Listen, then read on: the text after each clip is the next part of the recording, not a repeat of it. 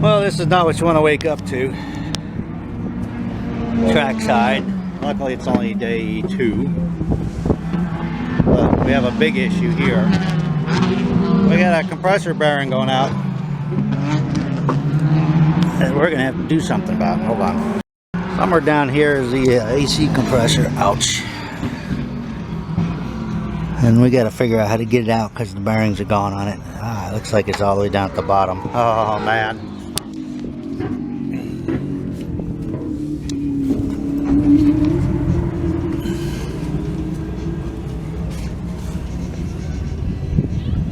This is not gonna be enjoyable. Hey, caramba. Alright, thanks guys to the internet. We're gonna try a pulley bypass. So first is confirmation. So I'm using a 1/2-inch drive ratchet down into the pulley that's on the inboard side. I got a breaker bar on it because it's really a pitch. And you gotta pull it this way. Now we gotta pull it that way. Counterclockwise or clockwise for that. Release the belt. The belt just squeezes in between these two down here because you're gonna look at it and say, how the hell can it come off there? Let John take over on this. Hold on. And then to confirm that our pulley is screwed, I can hardly turn this pulley. Yeah, this wasn't gonna last much longer. You can see where the ratchet goes in the idler pulley. So we're gonna do a pulley bypass. Get a smaller idler pulley, ribbed type, and a 79.5-inch belt. Just like the other guy who I will reference in here because he's a hero for as far as I'm concerned. Sitting out the track, the quickest thing we can do to get out of here, otherwise we'd have to change that whole compressor. So, we are going to head into town and get us some parts. So you always want to maximize your efficiency. I'm going to get 4 tires, food run, go pick up a belt and the pulley. Spring's starting to, it's only Wednesday afternoon, starting to get there. Alright, here's our replacement pulley, our 79.5-inch belt, and then we brought an 80-inch belt just in case.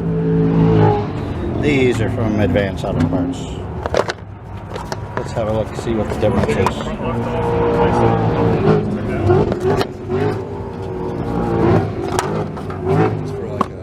Since the belt's now going to run the other side, we got to have a grooved pulley. So there we have a grooved pulley.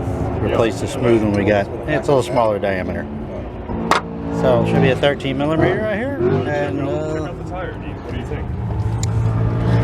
Pull that sucker up. Oh, pulley. I'm gonna put this one in front. New pulley. Try it with just that one. Yeah, we're swapping a spare. Yeah. All right. Right down there, it came off. Had to use a breaker bar because I got a 13 deep socket and it doesn't fit really well. So no problem though. Before I move that belt, I'm gonna put this pulley in there. All right, what we ended up doing was with a 80-inch belt. 79 wouldn't quite do it. And the belt stays on this side of the pulley. I could have swore I had to bring it on the other side of the fan, but nope. So it goes around, whatever the heck that is. It comes up over the water pump pulley, backside. You can see the grooves are here. Rolls down back underneath, goes under the crankshaft pulley, so the groove is there. Comes back and rolls on the backside of this flat pulley. Comes on the new grooved pulley over the top of the alternator and back down. It's really tight. We're gonna roll it over and see what happens. All right.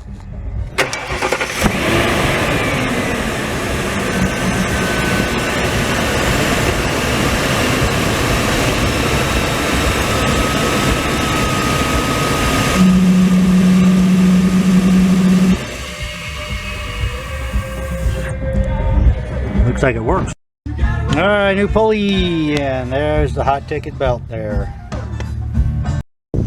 Okay, one successful operation, trackside, Sebring 2025. Looks like it's gonna work. I like it. With that, good luck. Good girl broke down once she got here. We can deal with that. And of course the other associated thing, we are putting all 4 new tires on it, because no bueno having the tires fail on you. Alright. Good thing, Bob. I'm gonna call that a done.